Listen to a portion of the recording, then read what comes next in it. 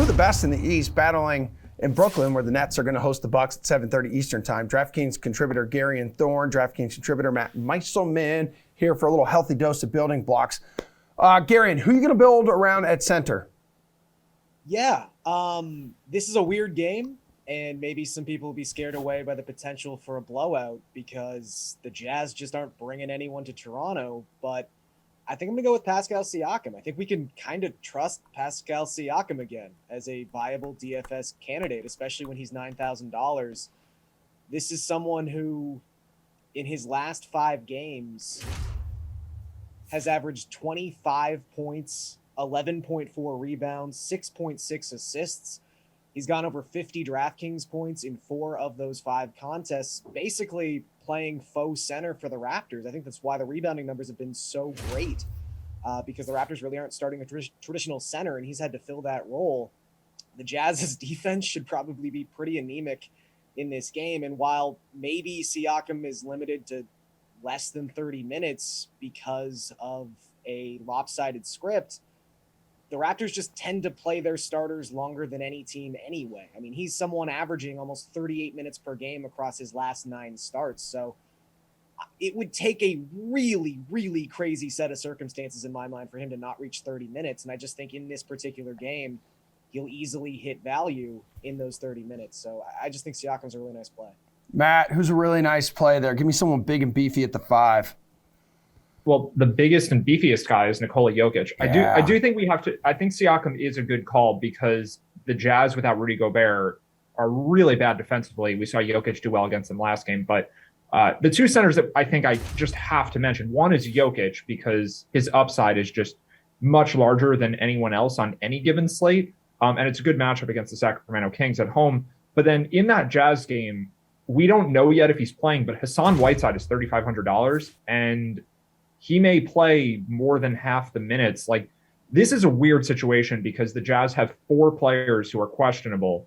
And some people might be worried the game could get canceled, something like that. They actually do have 8 additional bodies, even if all 4 of the regulars, Jordan Clarkson, Royce O'Neal, Rudy Gay, and Hassan Whiteside, even without those guys, they're still playing this game. So if Whiteside's out there, like, that's almost a can't miss spot. So this is one to definitely keep an eye on as news breaks throughout the day. Well, Matt, take me to forward here. Give me a guy who's worth building your lineup around. Yeah, so I'm just checking Hey, this Jazz team again to make sure I have the positions right. But if Rudy Gay is out there, he's $4,000. And we saw him actually play center the other night against Denver because Gobert was out and Whiteside was out. And I do think that that's a possible scenario for tonight, too, because the guys I just mentioned, all 4 of them for Utah are questionable. Those are like the 4 rotation players they have left. It's definitely possible that Rudy Gay plays and Whiteside doesn't, and Rudy Gay is going to play the majority of the center minutes, assuming the game stays at least relatively close. So if we get the scenario where Gay's in and Whiteside's out, I think you just lock Rudy Gay into your lineups because he almost can't fail. If Whiteside's in too, I still think you can play him, but this is definitely another player where, like, I think you just have to watch Utah. You probably need something from this game in some capacity. Garion, how about you, man? Yeah, I mean, I think sort of backing up what Matt's been saying, and one of the reasons I also like Siakam is I think if you are going to end up stacking some of these, secondary, tertiary Jazz pieces, that you do, I mean, if they're to hit their ceiling, it's likely a more competitive game than we're predicting, which would mean someone like Siakam, someone like Fred VanVleet would be a very good way to bring back that particular stack.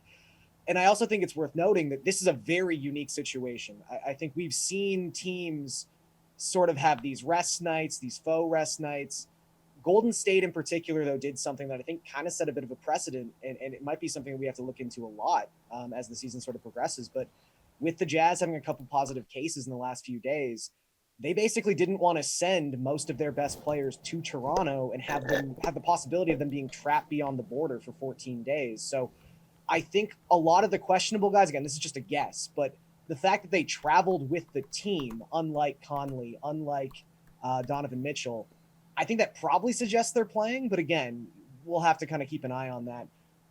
Aside from just the Jazz, the gift that keeps on giving on this slate, I would say Giannis Antetokounmpo obviously is someone you have to look at tonight. He's probably the stud I would most want to pay up for. He's $11,400. Somehow you wouldn't think it's possible to do better than the 1.7 DraftKings points he averages just in general per minute. so far this season, but that actually goes up with Drew Holiday off the court because Giannis takes over more of a facilitating role. He's averaging 1.76 DraftKings points per minute in that scenario. That's about the only thing that's even close to the stratosphere of Jokic in 2021, 2022. And I think for Giannis, you always just have to pinpoint the games that could be competitive. This is someone who's only had to play 36 plus minutes 7 times this season, but the 7 times he's done it, he's averaged almost 70 DraftKings points per game. So I think this could be pretty competitive against the Nets. And also that Nets defense, I know it's probably going to be better with Kyrie not playing tonight, but it just looked terrible against the Pacers. It almost seemed like they didn't care. They probably will care more against Milwaukee, but I just think it's a really nice matchup for Giannis too. All right, well, speaking of that, Garion, which guard has building block potential? Yeah, so we'll go back to the Jazz again. I just think if the questionable guys traveled, they're probably going to play. Clarkson's going to be real chalky, but I just have a hard time envisioning a scenario where he doesn't hit 6x, 7x value tonight. I mean, he's $5,500. The minutes he's played so far this season with Mitchell, with Conley, with Bogdanovich off the court, he's got a 34% usage rate. He's averaging over a DraftKings point per minute, despite the fact that in those minutes, he's only shooting 31% from the field. Like, that's how voluminous these scenarios have been. He doesn't have to be efficient at all, and he's been hitting value. So I think Clarkson's just guaranteed 30 minutes if he ends up being active for this contest, and that's going to be more than enough time to pay off his salary. So just another Jazz player who's viable on the slate. All right, Matt, where are you going in the guard department? Yeah, I'll give another player that isn't the chalk because that's kind of what I've been sticking to for this. But of course, if Clarkson's in, he's a cash game lock 100%. And even for GPPs, you probably just have to play him. I mean, there's a chance of a blowout here, but he's just so far underpriced with all the guys that are out. But the more contrarian player I'll mention here is that Trae Young is questionable tonight, but it's actually a really good matchup on the road against the Lakers. And if he plays, I think that questionable tag that he probably carries past lock, I think that's going to end up scaring people off. So Trae Young always has massive upside, especially when he's being guarded by Russell Westbrook for at least some of the game. But it's just the Lakers aren't a really good defense, and I think Trae could do well against them. And I would think at very, very little ownership. So I really like Trae a lot if he plays. Hey, Matt, who can you build around if you want to do so with a value play? So it's the Jazz, but I'll give a different team since all we've been talking about is the Jazz. The San Antonio Spurs are actually missing a lot of guys tonight for COVID protocols. And then Lonnie Walker, who is one of the guys who actually has an injury designation, not COVID protocols, he's questionable too. So if Walker plays, I think he's a good value play. But if he's out, then it gets really thin really fast for the Spurs backcourt. In that scenario, I think Bryn Forbes at 3,500 has just a lot of upside because he's going to have to play tons of minutes, and he's someone who can get hot from three. That's kind of like his game. So he could hit 5 or 6 threes. It's not a great matchup against the Sixers. It's actually a pretty bad one. But for someone who's going to play 30 plus minutes at that price, potentially, I think there's a lot of upside there. Garion value. I know you've hooked us up with some already. Yeah, same game. I think there's a lot of Spurs who could be viable here. I do have concerns that if Walker does come back, we saw it with DeJounte Murray. They did limit him to less than 30 minutes in his first game back. That's still a sizable chunk of time for someone who's in that 4K tier. So I think Walker's still viable, but someone like Bates-Diop, I could just see him playing like 38 minutes out of necessity. He obviously brings a little bit more tertiary category upside than someone like Bryn Forbes, who really just need to hit 6 3-pointers. I mean, Bates-Diop can contribute with rebounds, with blocks, with steals.